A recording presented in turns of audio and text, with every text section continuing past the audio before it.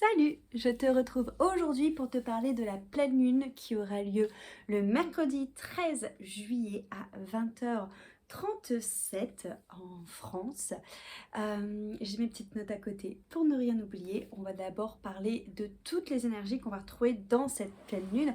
Cette pleine lune se déroule sur l'axe Cancer-Capricorne, c'est-à-dire qu'on a le soleil en Cancer et la lune qui est en Capricorne, donc sur les signes qui sont opposés. C'est d'ailleurs pour ça qu'on peut apercevoir la lune pleine dans le ciel, du coup, tout simplement parce que le soleil va venir refléter sa lumière dans la lune.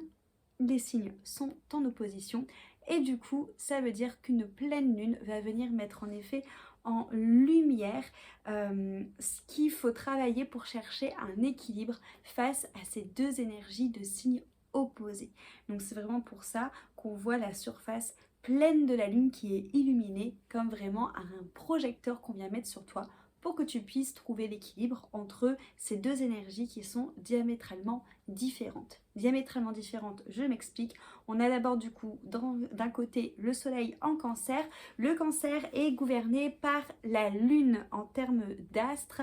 La lune qui va ramener à ce Cancer vraiment une énergie très émotionnelle, très sensible. Le Cancer, j'aime bien mettre des étiquettes au sens, n'importe quoi, au signe du zodiaque pour vraiment que tu comprennes un peu leurs énergies. Et le Cancer, c'est vraiment cette énergie d'enfant, un peu au niveau de tous les autres signes du zodiaque. Ça va vraiment être cette énergie qui va être liée au cocon, à la famille, au foyer. C'est vraiment un signe d'eau, mais du coup le côté eau qui va être relié au côté émotionnel, au côté sensible. Ça va être vraiment ces énergies qui peuvent facilement te faire justement avoir cette sensation de te noyer dans un tsunami d'émotions, dans une vague d'émotions.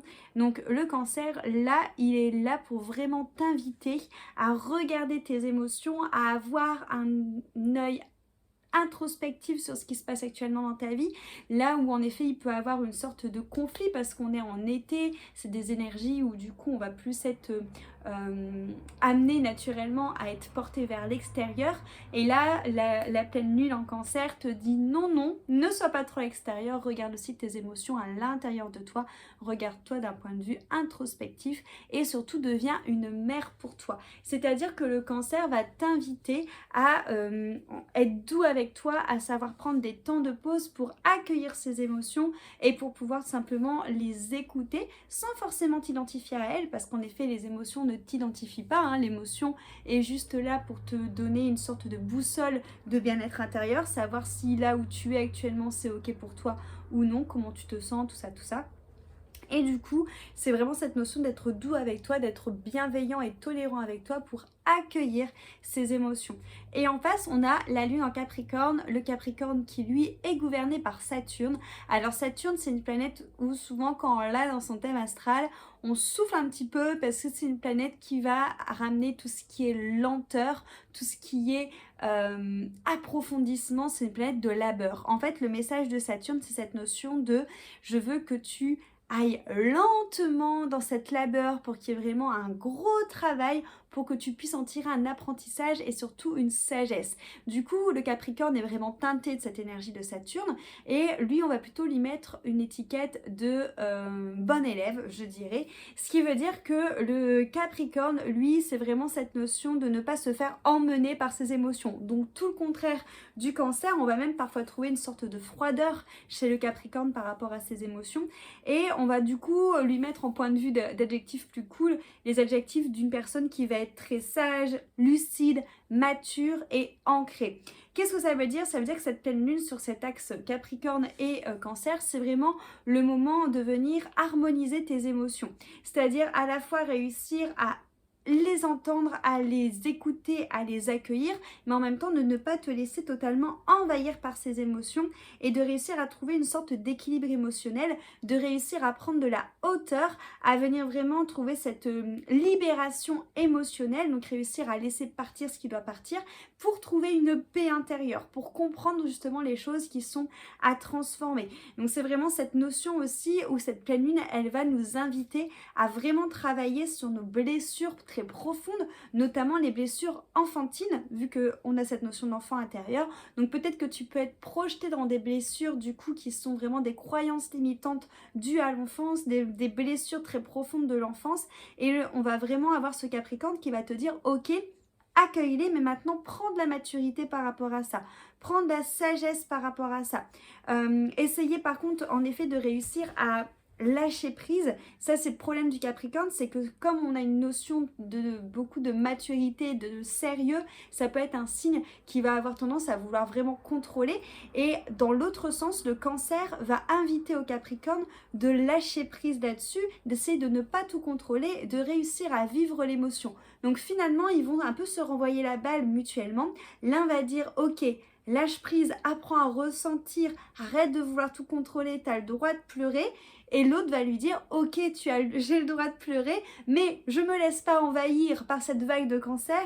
Au contraire, je vais réussir à prendre de la hauteur et réussir à trouver une paix intérieure en libérant cette émotion et en essayant de m'équilibrer et d'être mature émotionnellement.